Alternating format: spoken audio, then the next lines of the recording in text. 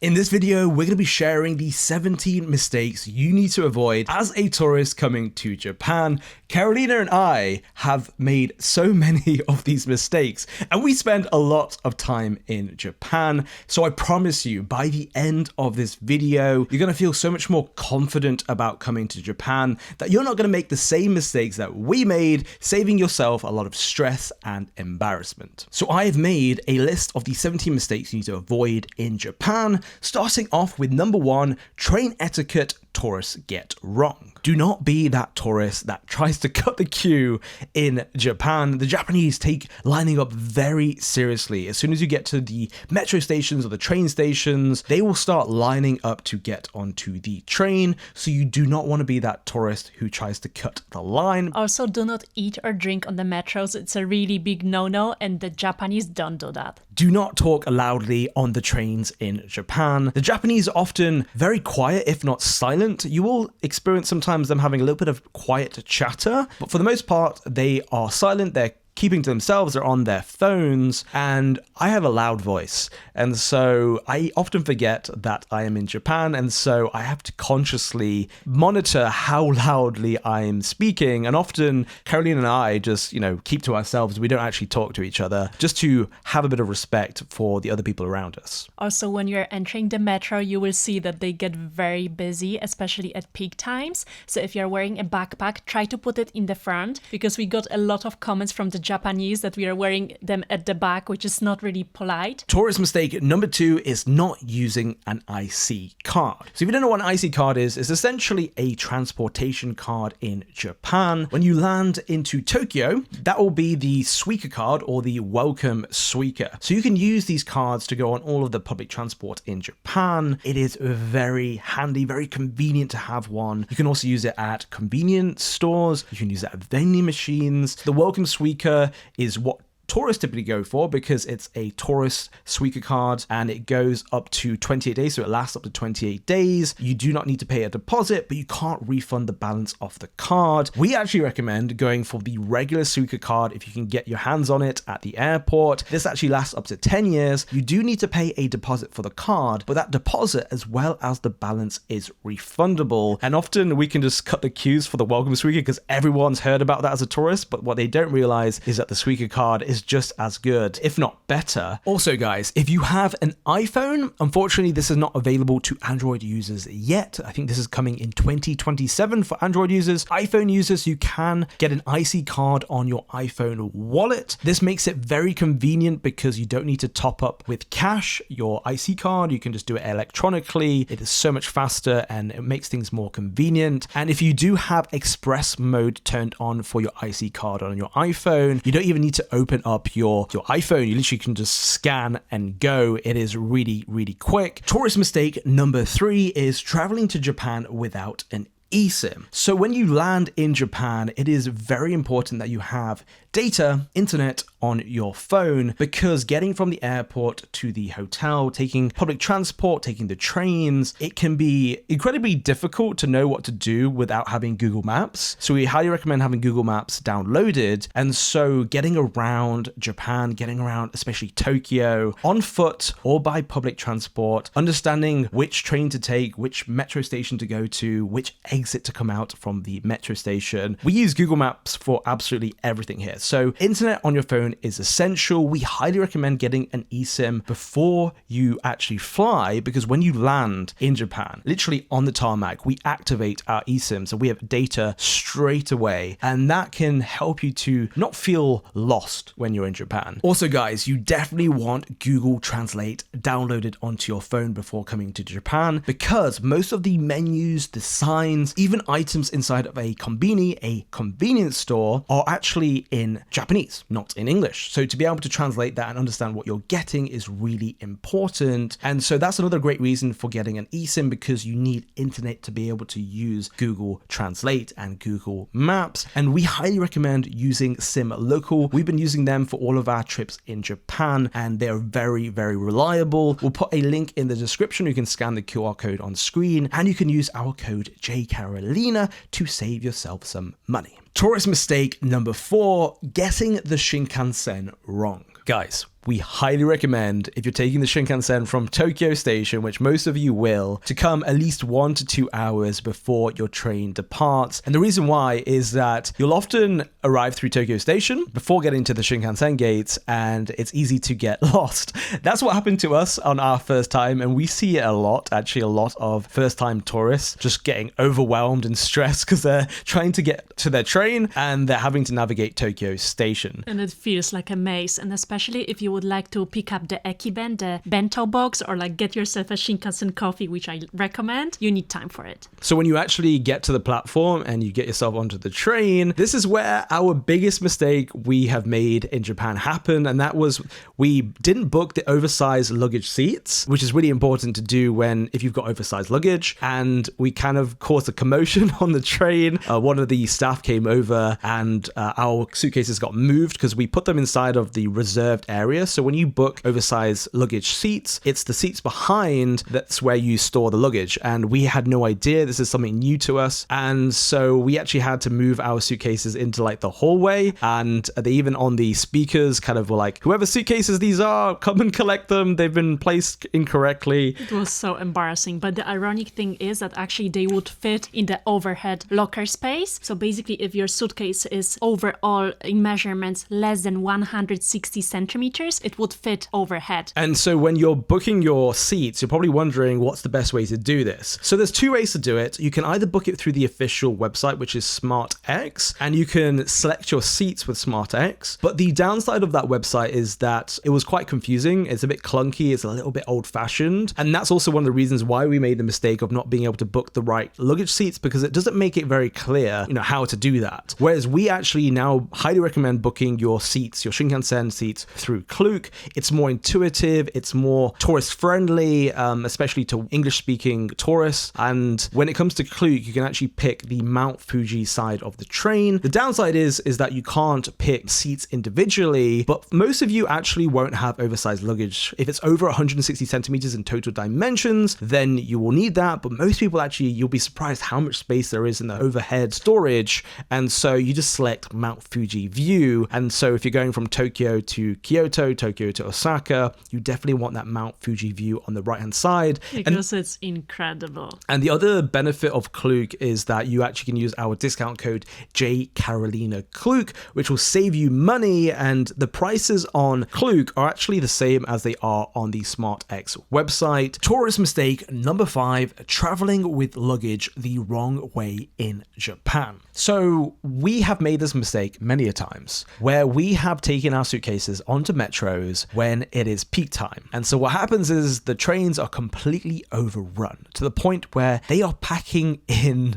people into the trains like sardines. And the problem is when you have suitcases that you're taking up so much space, and you end up becoming quite a nuisance for the Japanese who are just simply commuting to and from work. And so Karolina is going to be coming on to some solutions for that, which we highly recommend. But if you are traveling on the metros with suitcases, because a lot of people will be doing that, because in the end it is cheaper, is to make sure to use wheelchair accessible mode on Google Maps. This is really important. There is an option to toggle on wheelchair accessible mode because you will avoid steps and it will prioritize lifts and escalators, and this will save you having to carry your heavy suitcases up multiple flights of steps that I've done in Japan when there's simply a lift right next to you that you could have taken, which just makes getting around, especially Tokyo, much more effortless when you have suitcases. So in Japan, there's something called Takubin, which is essentially a luggage forwarding service. So if you don't want to travel in Japan with your suitcase at all, there's multiple opportunities to use it. You can use it from the airport to your hotel,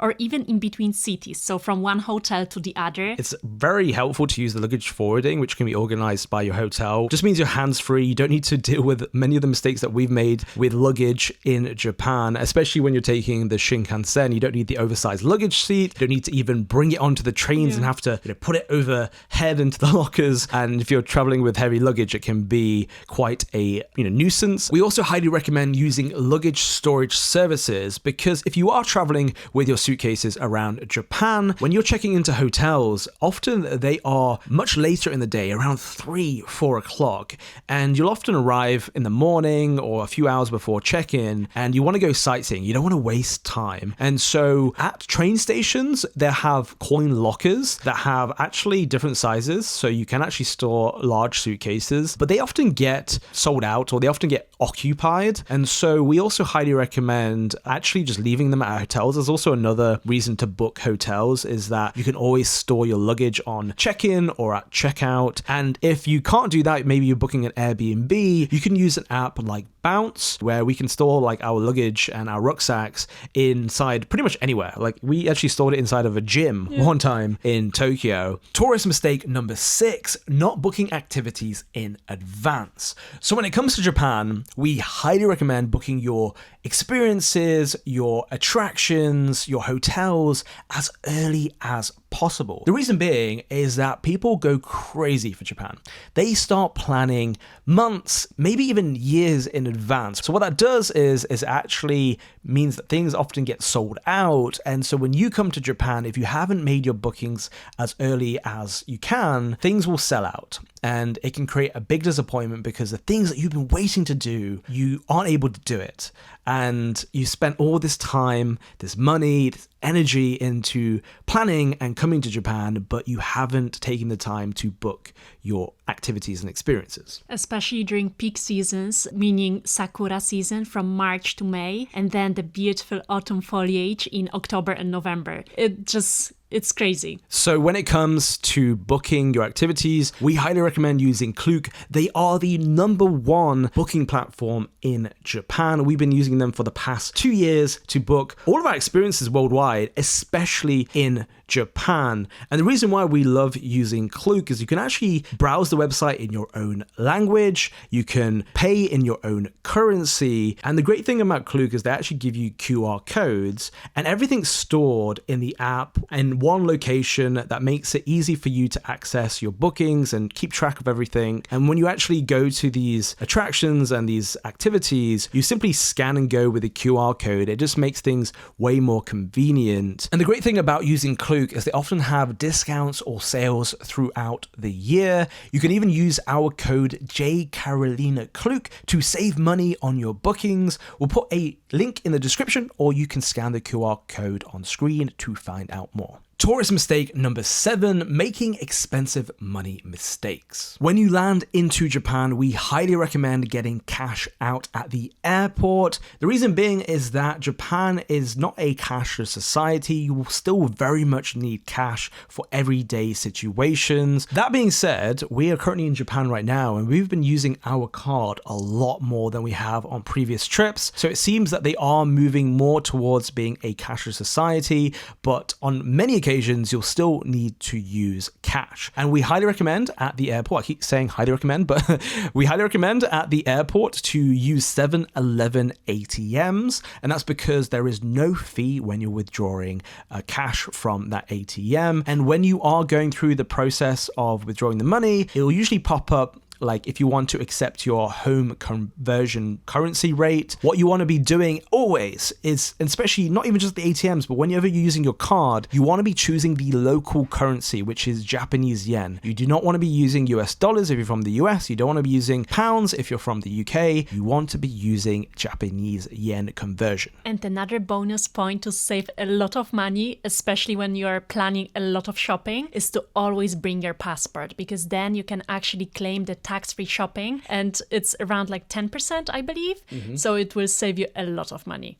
Tourist mistake number 8, underestimating the travel time in Japan. So what people usually do is to come to Japan for 2 weeks and do the golden route from Tokyo, Kyoto and Osaka. But we tend to forget that actually Japan is a massive country, and to go across, it will take actually a lot of time. For some reason, people think Japan is a small country. It is not. Especially when you arrive into Japan and you're landing at Narita Airport, what you don't realize is actually it's not in Tokyo. So it can take you you like 2 hours to get into the city and get to your hotel, a lot of the logistics of things can take up a lot of your time. Yeah. And when you're going on the Golden Route from Tokyo to Kyoto, that takes around... Just the Shinkansen itself is like 2 hours and 15 minutes. But as we said earlier, we recommend coming at least like 1 to 2 hours before. And then the check-in time is usually like 3-4 p.m. So pretty much the Shinkansen day, it's a travel day. So what we're trying to say is that if you're coming on a 2-week trip to Japan, you often think that you have 14 full days to explore Japan, when realistically you actually have more like 10 or 11 full days. So it's really important to have a well-planned itinerary so that you're not rushing through, let's say, Kyoto or Osaka, because that often happens. People end up not spending enough time in Kyoto and Osaka, rushing through it because they've either allocated too much time to Tokyo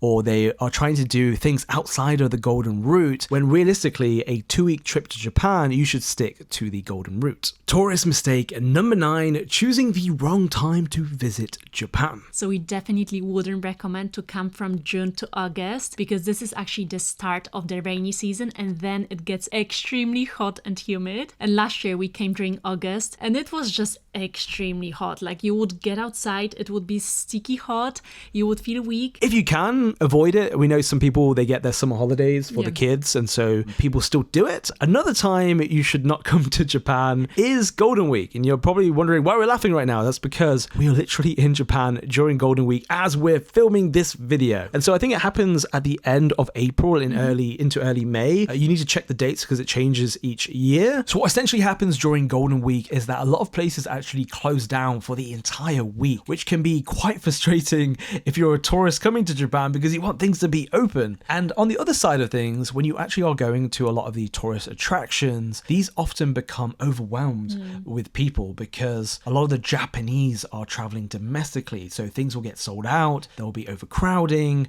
there will be lines for absolutely everything. And also when it comes to the hotels, the prices are actually double or triple because this is a very popular period for everyone here to travel. We were actually booking hotels for Hiroshima and the prices were double during Golden Week. So we are literally waiting for Golden Week to end. And if you're hoping to see Mount Fuji, the worst time to see it is from June to September. And even outside of these months, it's not guaranteed that you will see it. So what we recommend is actually when you arrive into Japan, into Tokyo, keep an eye out for the weather. And actually there's a really good website. If you go onto Google and you put Mount Fuji visibility, it will show you day by day the predicted visibility for Mount Fuji. And so we recommend going on a day that's at least a 7, 10 obviously being the ideal. We had a 10 out of 10 visibility day. Actually, the night before, the weather kind of formulated in the sky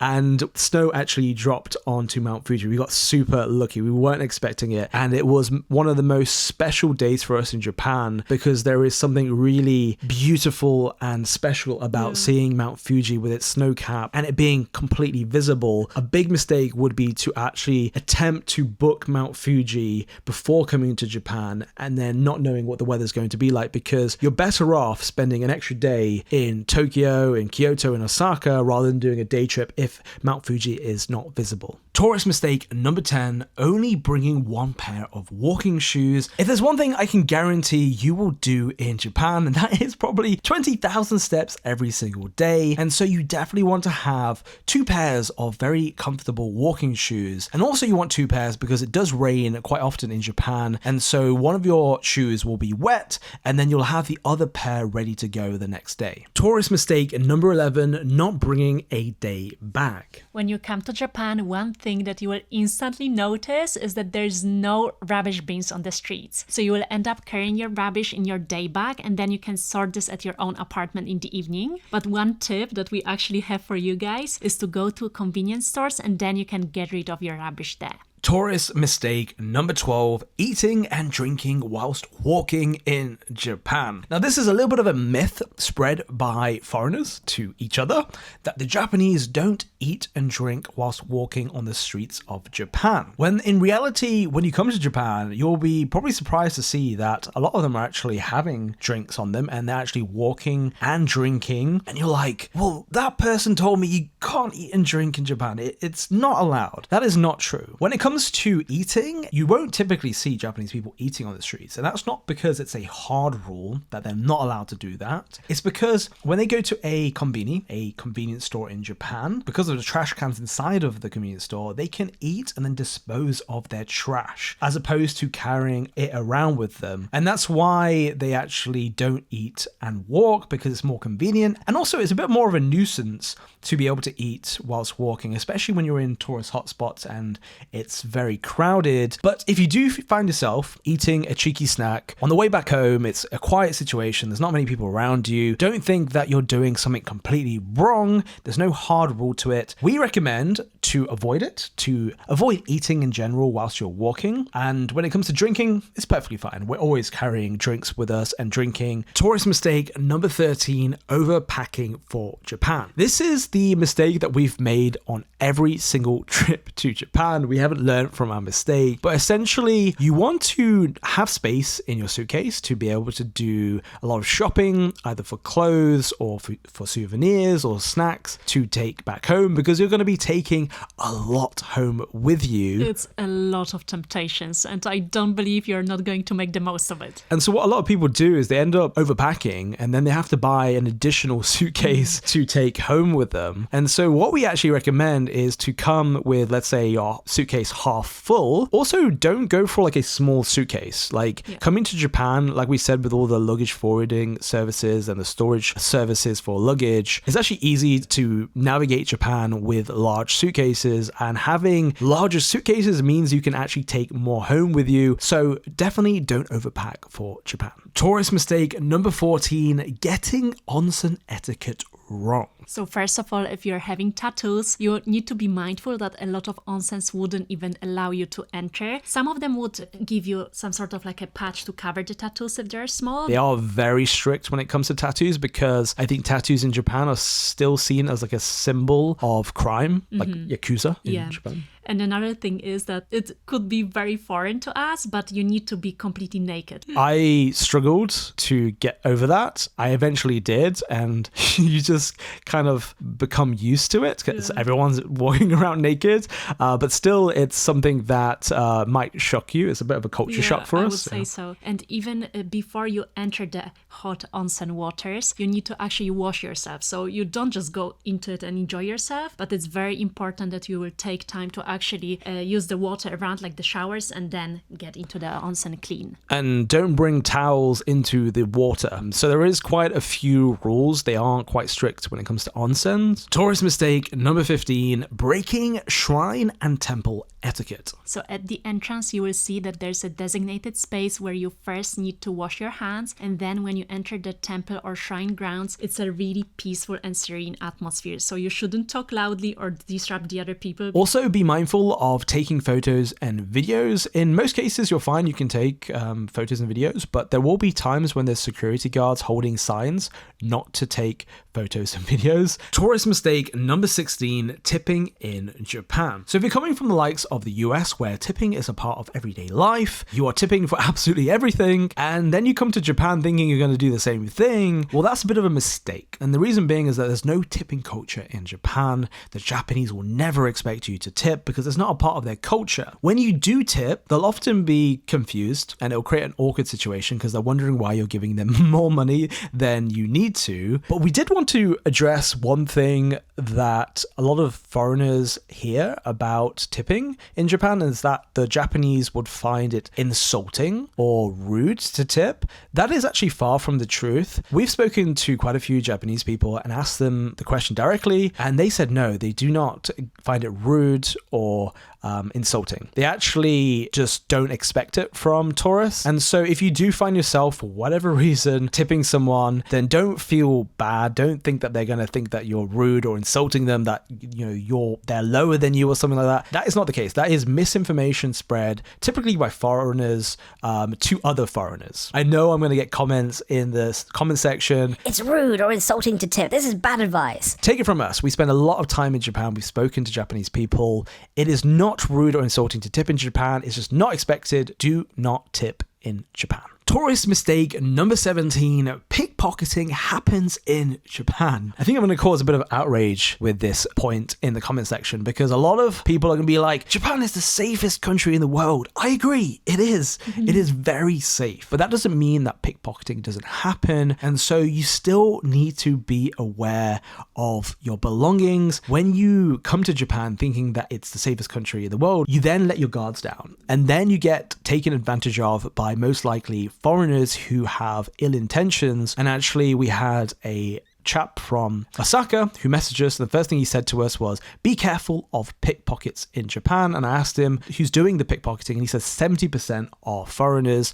And you can imagine, there's real big problems in like Rome and in Paris, and these individuals are probably coming to Japan more now than ever because of the amount of tourism happening in Japan, and actually people are letting their guards down. Yep. And even ourselves, sometimes we're like walking around and just leaving things in places we probably shouldn't, and before you know it, you get yourself pickpocketed and you're thinking, but people told me it was the safest place in Japan, and it is, but that doesn't mean that crime doesn't happen. And so just be aware of your belongings, treat it as you would do in any country, just look after yourself and your belongings. And the final mistake, and probably the biggest mistake you will make when you come to Japan, and that is booking a return ticket back home. And so your biggest mistake is actually not booking another trip to Japan. And so we really hope that this video gives you the confidence to travel through Japan without making the mistakes that we've made, and that you're going to have a great trip coming to Japan. We're really excited for you.